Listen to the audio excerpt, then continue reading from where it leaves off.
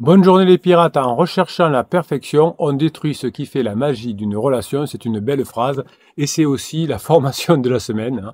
Comment devenir moins perfectionnisme pour pouvoir récupérer son conjoint. Vous savez qu'il y a une phrase que j'adore qui dit que dans un couple, soit on veut avoir raison, soit on veut avoir une bonne relation, mais on ne peut pas avoir les deux. Voilà, c'est comme ça. Donc cette formation que vous allez retrouver en descriptif de cette vidéo dans l'affiché plus va vous permettre effectivement de travailler sur votre perfectionnisme. Le conjoint qui est en crise, votre conjoint qui est en crise existentielle peut-être même, recherche une liberté d'exploration qui est totalement incompatible avec le contrôle du perfectionnisme que vous avez parfois.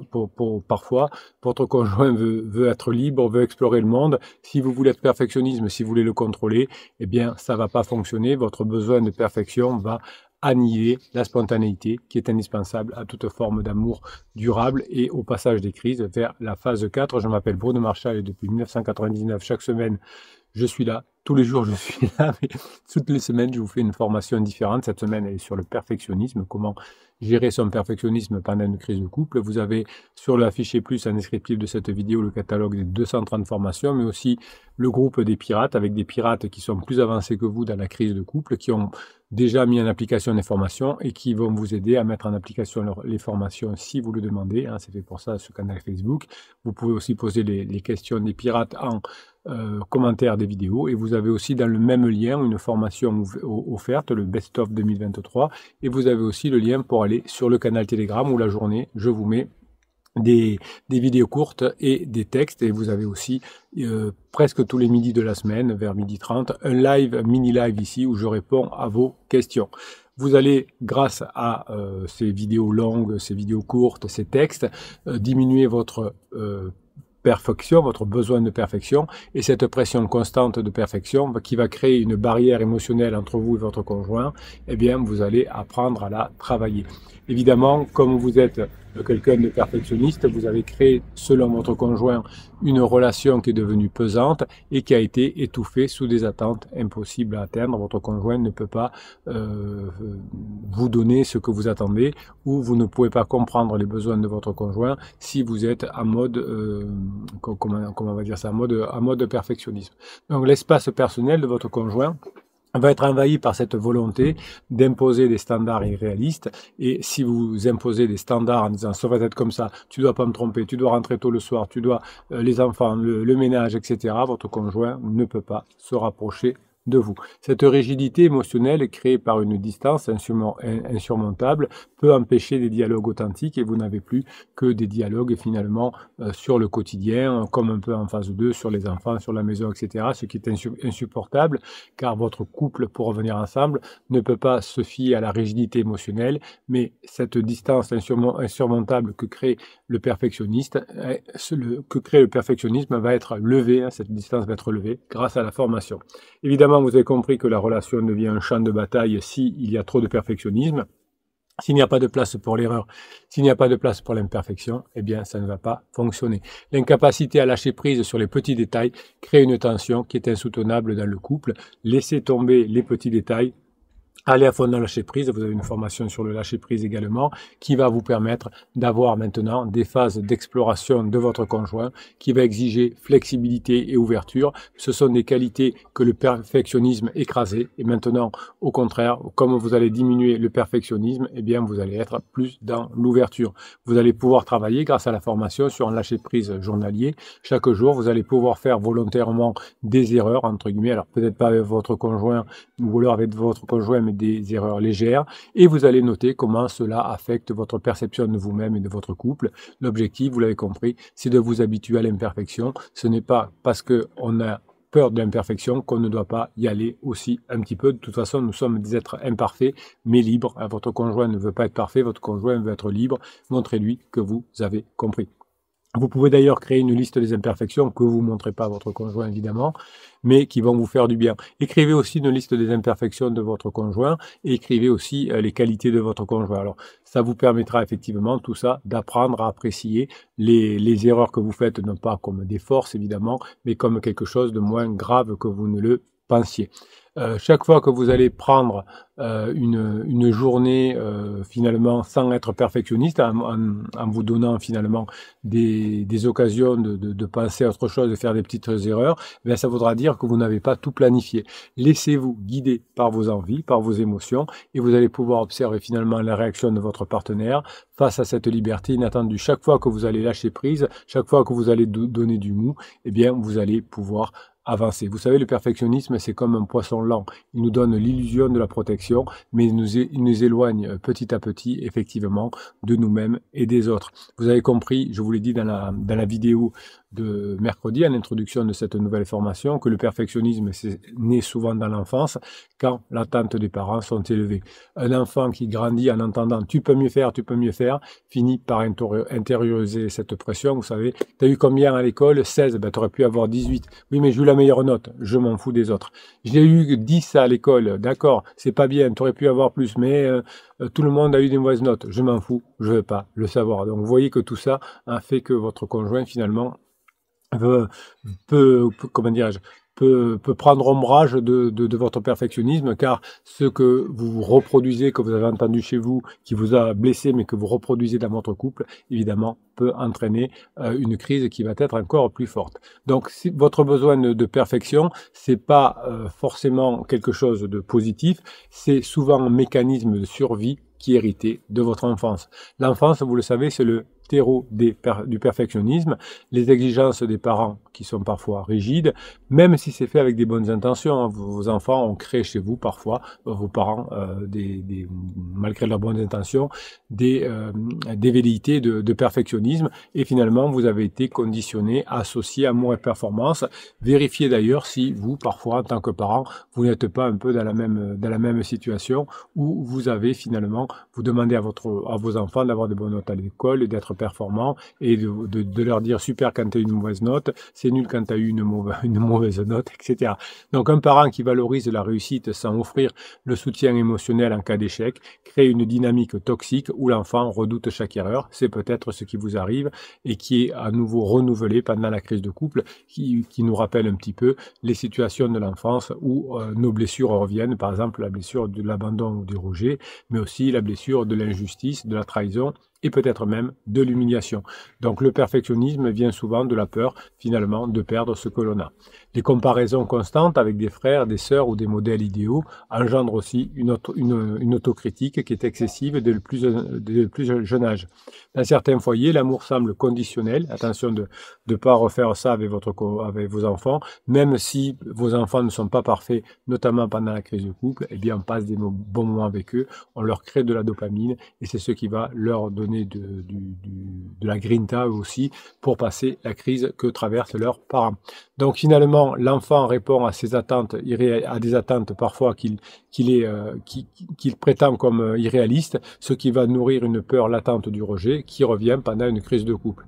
Lorsqu'un enfant subit des échecs et ne reçoit pas le soutien nécessaire pour y faire face, la honte s'installe, et vous avez compris, le pavé, hein, le pavé de la route finalement, est une voie qui va chercher en permanence la perfection et créer beaucoup de dommages. La croyance de « je dois être parfait pour être aimé » devient une pensée qui est enracinée et qui est difficile à remettre en question à l'âge adulte, donc il va falloir que vous bossiez dessus.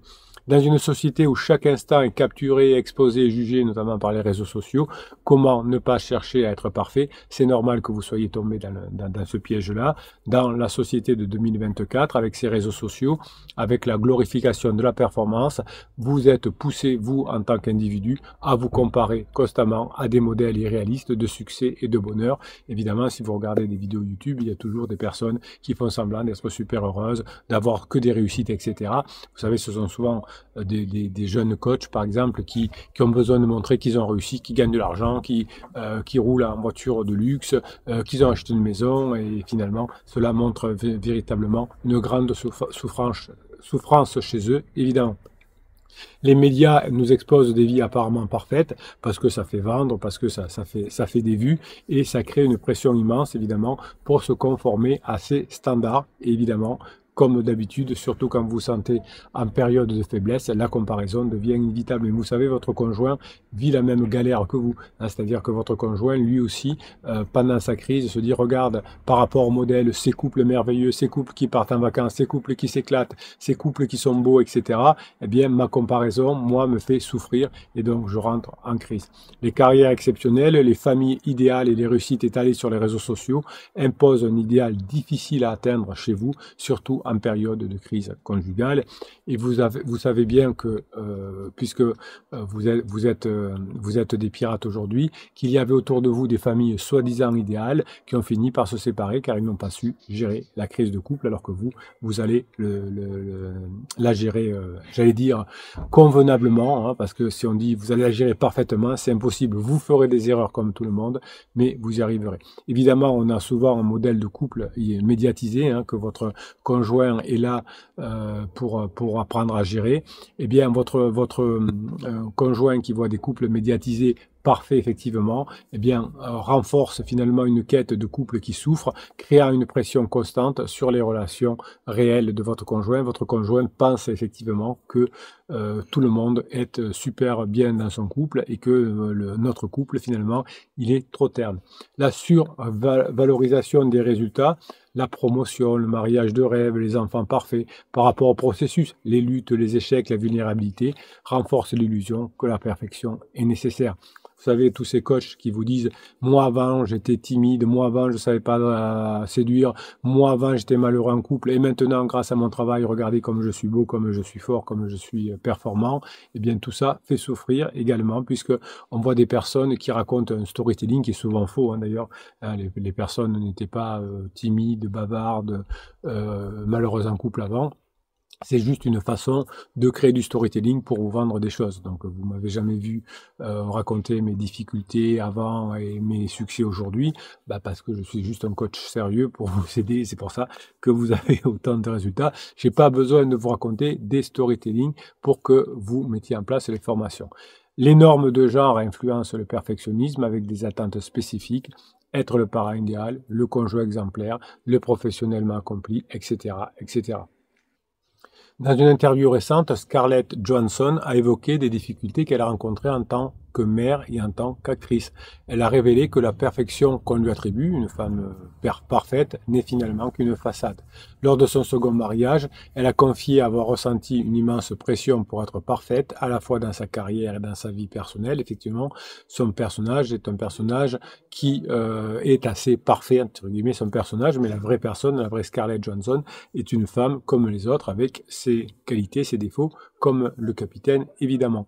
Donc, tout ça a contribué à l'échec de sa relation parce qu'elle dit que son mari, dans son second mariage, l'a considéré comme quelqu'un de trop parfaite et peut-être qu'elle jouait aussi, elle, dans le cadre de la perfection et elle s'était épuisée, elle aussi, là-dedans. Donc, en acceptant vos imperfections, vous allez pouvoir reconstruire votre relation plus authentique. Scarlett a un nouveau conjoint qui s'appelle Colin Jost et effectivement, elle en tient compte aujourd'hui. Le perfectionnisme, c'est plus qu'une simple habitude, c'est un chemin neuronal qui asservit le cerveau et qui paralyse la spontanéité. Le perfectionnisme va entraîner une suractivité des circuits liés à l'auto-évaluation, vous avez compris, et tout ça fait souffrir votre conjoint et vous-même parce que essayer de toujours être perfectionnisme, ça va vous fatiguer à court terme. Donc pendant qu'un perfectionnisme veut tout réparer, hein, la personne qui est perfectionniste, Bruno se calme, veut tout réparer, eh bien son conjoint en crise veut tout respirer justement. Votre conjoint en crise ne veut pas que vous répariez tout, ne veut pas que vous soyez parfait, il veut juste respirer et que vous respiriez avec lui ou avec elle.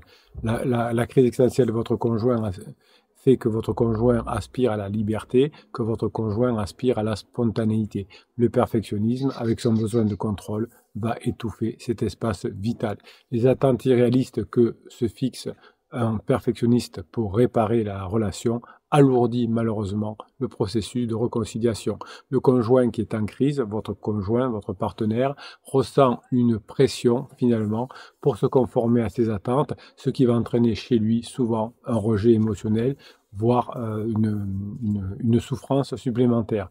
Évidemment, quand vous êtes trop perfectionniste, vous tendez à ignorer les besoins émotionnels de votre conjoint en étant trop concentré sur vos exigences de la performance. Le fait que vous deveniez, grâce à cette formation, beaucoup plus flexible émotionnellement, ça va rendre plus facile l'adaptation à la phase d'exploration, la phase 3 de votre conjoint. Le perfectionnisme oublie souvent que la vie est quelque chose de plus léger. Lors de sa séparation avec Demi Moore, Ashton Kutcher a partagé qu'il avait essayé de tout contrôler pour sauver le mariage, pensant qu'en corrigeant chaque détail, il surmonterait leurs problèmes. Mais évidemment, vous l'avez compris, la pression de cette quête de perfection a rendu la réconciliation avec Demi Moore impossible, et ce n'est qu'en lâchant prise qu'il a pu ensuite trouver la paix, mais c'était trop tard avec le divorce. Évidemment, Ashton Kutcher n'était pas un pirate. Dans la formation, vous trouverez beaucoup d'exercices pour devenir moins parfait. Je vous en donne d'autres ici. Vous pouvez vous amuser à écrire une lettre imparfaite. Vous prenez une feuille et vous écrivez une lettre à votre conjoint, mais vous vous imposez une règle. N'essayez pas d'être parfait. Laissez des phrases bancales, des fautes d'orthographe et des idées non abouties. Le but est de relâcher le contrôle. Bien évidemment, vous n'envoyez pas cette lettre imparfaite. Vous pouvez vous amuser à faire des journées sans contrôle.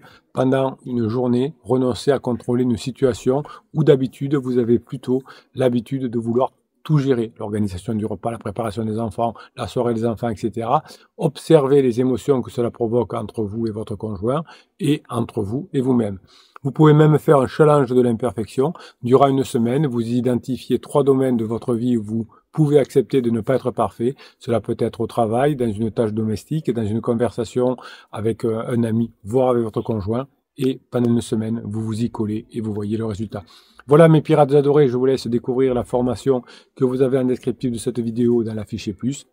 Je vous kiffe et je vous kiffe grave. Mettez bien en application ce que vous apprenez à les formations. Allez aider les autres pirates sur le canal Facebook aussi à mettre ce qu'ils apprennent en formation en application. C'est ça le groupe des pirates. Vous allez sortir de la crise de votre couple. Vous allez vous entraider. Vous allez mettre en application les formations et ça va le faire. Merci pour ce que vous êtes mes pirates adorés. Je vous kiffe et je vous kiffe grave. Passez la journée que vous méritez.